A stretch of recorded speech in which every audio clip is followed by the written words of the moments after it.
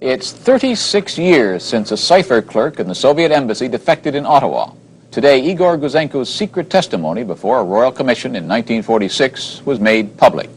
It fills 6,000 pages, and in them, Gouzenko talks about a giant spy network in Canada. But a CBC documentary to be aired on Sunday suggests that Canada's greatest spy scandal was little more than a farce, mishandled and overestimated by the government. Terry Milewski has more. The documentary was produced by the award-winning filmmaker Donald Brittain, and it makes this cloak and dagger affair sound like a comic opera.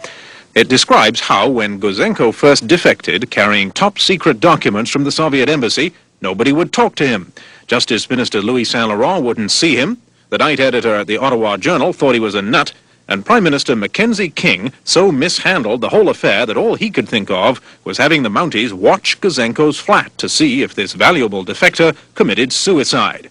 King apparently didn't want to upset the Russians.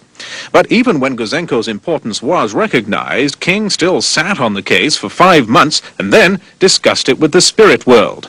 Here an actor reads from King's diary. It was impossible not to see the working of forces from beyond in what has come into the possession of our government in this matter.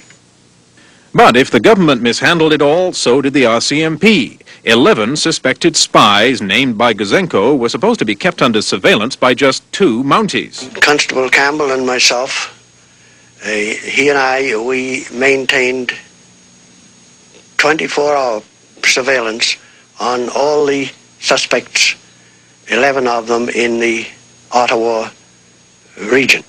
Just Campbell and myself. But Britain's film also suggests that the spy ring was really small potatoes anyway. He was Dr. Raymond Boyer of McGill. He passed on information on the RDX component of TNT. But this information had been reported in the newspapers 2 years before. Despite that, the film alleges that the suspect's civil rights were violated. They were denied contact with family or lawyers, and all this for a few technical but insignificant breaches of the Official Secrets Act. And so, after 36 years, the Gouzenko affair won't go away. Today, in fact, Gouzenko's secret testimony was released for the first time, and in it, he suggested there may have been a 5th man, a Soviet spy codenamed Ellie, in the British Secret Service. Now, that story has already been specifically denied by the British Prime Minister, and in fact, at the time, in 1946, a Canadian Ellie was already unmasked, and there's no real evidence for a second Ellie. Terry Milewski, CBC News, Toronto.